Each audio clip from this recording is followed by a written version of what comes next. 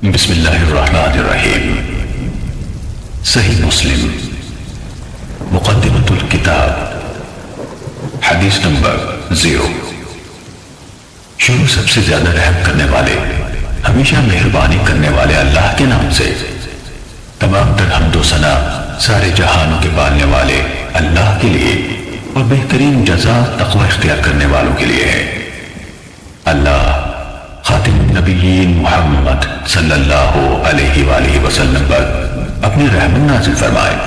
اور تمام نبیوں اور رسولوں پر بھی۔ اس کے بعد اللہ آپ پر رحم فرمائے۔ بلا شبہ آپ نے اپنے پیدا کرنے والے کی توفیق سے یہ ذکر کیا ہے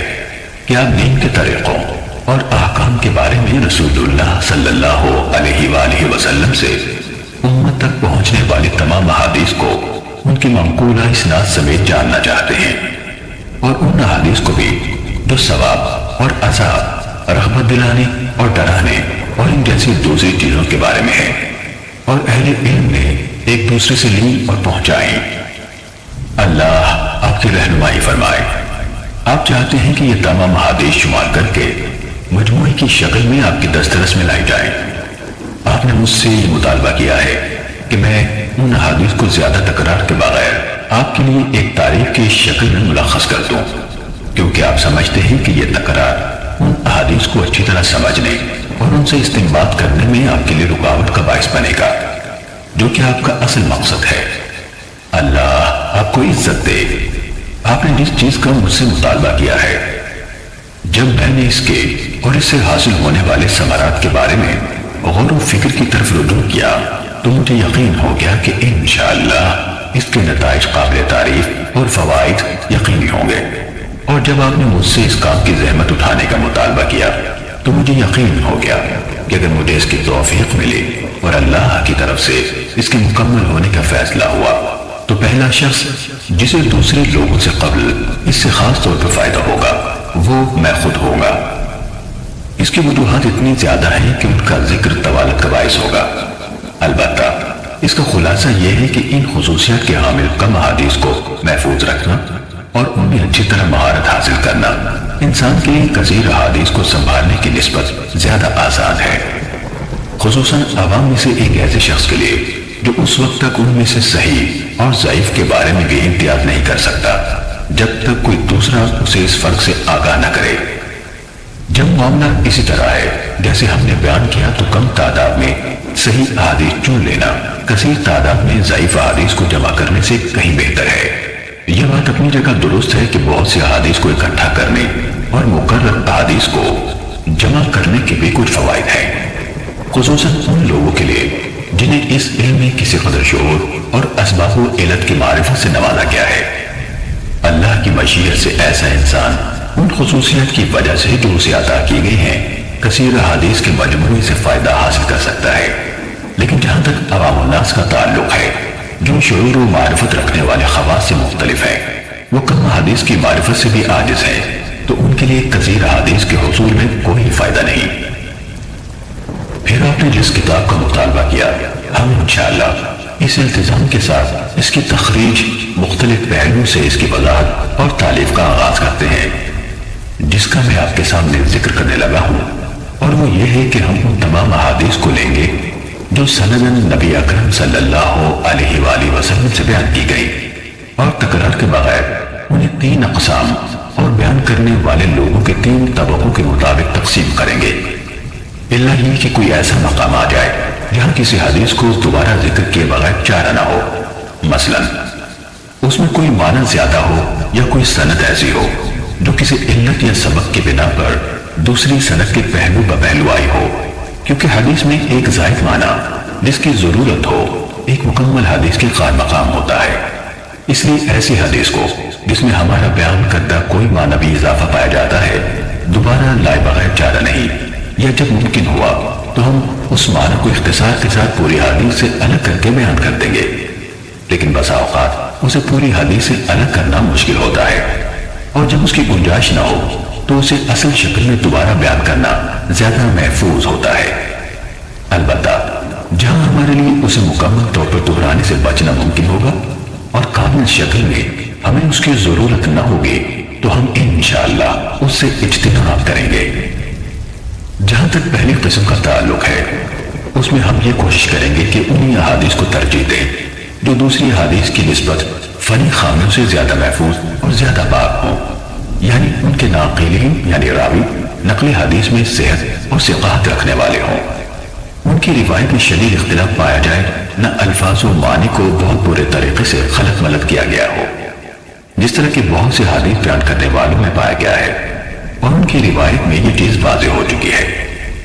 جب ہم اس قسم کے ثقہ لوگوں سے مرویات کا احاطہ کر لیں گے تو بعد ازیں ایسی روایت لائیں گے جن کی سندوں میں کوئی ایسے راوی موجود ہوں گے جو طبقہ اولا جیسے راویوں کے حفظ و اتقان سے متصف نہیں، لیکن وہ بھی انہی میں سے ہیں،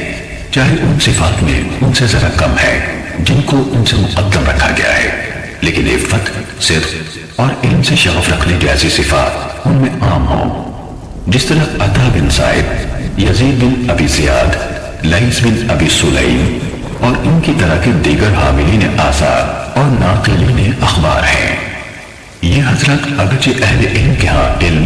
اور عفت جیسی صفات میں معروف ہیں،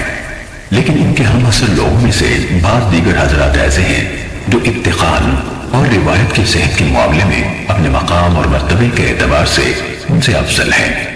اس کی وجہ یہ ہے کہ اہل علم کے ہاں یہ حفظ و اتقان ایک بہت اونچا مرتبہ اور ایک اعلیٰ ترین صفت ہے۔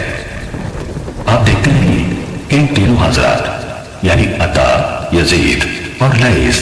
جن کا ہم نے ابھی نام لیا، ان کا موازنہ حدیث کے حفظ و اتقان میں منصور بن معتمر،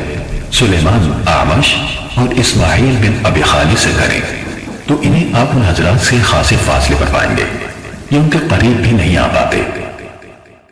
ماہرین علم حدیث کو اس بارے میں کوئی شک نہیں کہ منصور، اعمش اور اسماعیل کے ہاں حفظ کی صحت اور حدیث بیان کرنے میں مہارت کی جو صفات فراوان اہل علم کو نظر آتی ہیں، ان کے نزدیک وہ عطا، یزید اور لیث کے ہاں اس طرح معروف نہیں۔ اگر آپ دیگر ہمسروں کے درمیان موازنہ کریں تو بھی یہی ماجرا سامنے آتا ہے۔ مثلا آپ ابن عون اور ایوب سختیانی کا موازنہ عوف بن ابی جمیلہ اور اشعث عمرانی سے کریں، یہ دونوں بھی اسی طرح حسن البصری اور ابن سیرین کے شاگرد ہیں جس طرح ابن عون اور ایوب ان کے شاگرد ہیں، لیکن ان دونوں اور ان دونوں کے درمیان کمال فضل اور صحت نقل کے اعتبار سے بہت بڑا فاصلہ پایا جاتا ہے۔ عوف اور اشعث بھی اگرچہ اہل علم کے ہاں صدق و امانت سے ہٹے ہوئے نہیں مانے جاتے، لیکن جہاں تک مرتبے کا تعلق ہے تو اہل علم کے ہاں حقیقت وہی ہے جو ہم نے بیان کی۔ ہم نے نام ذکر کر کے مثال اس لیے دی ہے تاکہ اس شخص کے لیے جو اہل علم کے ہاں حاملین حدیث کے درجے کے طریقے سے ناواقف ہے، یہ مثال ایسا واضح نشان ثابت ہو جس کے ذریعے سے وہ مکمل واقفیت حاصل کر لے اور اونچا درجہ رکھنے والے کو اس کے مرتبے سے گھٹائے اور نہ کم درجے والے کو اس کے مرتبے سے بڑھائے، ہر ایک کو اس کا حق دے اور اس کے مرتبے پر رکھے۔ حضرت عائشہ صدیقہ رضی اللہ تعالیٰ عنہ سے روایت بیان کی گئی، انہوں نے کہا ہمیں رسول اللہ صلی اللہ علیہ وآلہ وسلم نے حکم دیا تھا کہ ہم لوگوں کو ان کے مرتبوں پر رکھیں۔ اس کے ساتھ ہی اللہ کا حکم جو قرآن نے بیان فرمایا، ہر علم والے سے اوپر ایک علم رکھنے والا ہے۔ ہم احادیث رسول صلی اللہ علیہ وآلہ وسلم کو اپنی ذکر کرتا صورتوں کے مطابق تعلیف کریں گے جو احادیث ان لوگوں سے مروی ہیں جو تمام ماہرین علم حدیث یا ان میں سے اکثر کے نزدیک متہم ہیں۔ ہم ان کی روایت سے کوئی سروکار نہ رکھیں گے، جیسے عبداللہ بن مسور، ابو جعفر مدائنی، عمر بن خالد، عبد القدوس شامی، محمد بن سعید مسلوب، غیاث بن ابراہیم، سلیمان بن عمرو نخعی اور ان جیسے دیگر لوگوں کی مرویات سے بھی جن پر وضع احادیث اور روایات سازی کے الزامات ہیں۔ اسی طرح وہ لوگ جن کی مرویات کی غالب تعداد منکر اور غلط احادیث پر مشتمل ہے، ہم ان کی احادیث سے بھی احتراز کریں گے۔ کسی حدیث بیان کرنے والے کی منکر روایت کی نشانی یہ ہے کہ جب اس کی روایت کردہ حدیث کا دوسرے اصحاب حفظ اور مقبول محدثین کی روایت سے موازنہ کیا جائے تو وہ ان کی روایت کے مخالف ہوں یا ان کے ساتھ موافق نہ ہو پائے۔ جب کسی کی اکثر مرویات اس طرح کی ہوں تو وہ متروک الحدیث ہوتا ہے، اس کی روایت غیر مقبول ہوتی ہے، یعنی اجتہاد و استنباط کے لیے استعمال نہیں ہوتی۔ اس قسم کے راویان حدیث میں عبداللہ بن محرر، یحییٰ بن ابی انیسہ، جراح بن منہال ابو عطوف، عباد بن کثیر، حسین بن عبداللہ بن زبیرہ، عمر بن صحبان اور اس طرح کے دیگر منکر روایت بیان کرنے والے لوگ شامل ہیں۔ ہم ان کی روایت کا رخ نہیں کرتے، نہ ان روایت سے کوئی سروکار ہی رکھتے ہیں، کیونکہ حدیث میں متفرد راوی کی روایت قبول کرنے کے متعلق اہل علم کا معروف مذہب اور ان کا فیصلہ یہ ہے کہ اگر وہ راوی عام طور پر اہل علم و حفظ ثقات کی موافقت کرتا ہے اور اس نے گہرائی میں جا کر ان کی موافقت کی ہے، تو ایسے صورت میں اگر وہ متفرد کوئی ایسا اضافہ بیان کرتا ہے جو اس کے دوسرے ہم مکتبوں کے ہاں نہیں ہے، تو اس کا یہ اضافہ محدثین کے ہاں قبول کیا جائے گا۔ لیکن اس حدیث بیان کرنے والے کو آپ دیکھیں کہ وہ امام زہری جیسے جلیل القدر محدث سے روایت بیان کرتا ہے، جن کے کثیر تعداد میں ایسے شاگرد ہیں جو حفاظ حدیث ہیں، ان کی اور دوسرے محدثین کی روایت کے ماہر ہیں، یا وہ ہشام بن عروہ جیسے امام التابعین سے روایت کرتا ہے۔ ان دونوں کی احادیث تو اہل علم کے ہاں خوب پھیلی ہوئی ہیں، وہ سب ان کی روایت میں ایک دوسرے کے ساتھ اشتراک رکھتے ہیں، اور ان دونوں کی اکثر احادیث میں ان کے شاگرد ایک دوسرے سے متفق ہیں، اور یہ شخص ان دونوں یا ان میں سے کسی ایک سے متعدد ایسی حدیث روایت کرے جن میں ان کے شاگردوں میں سے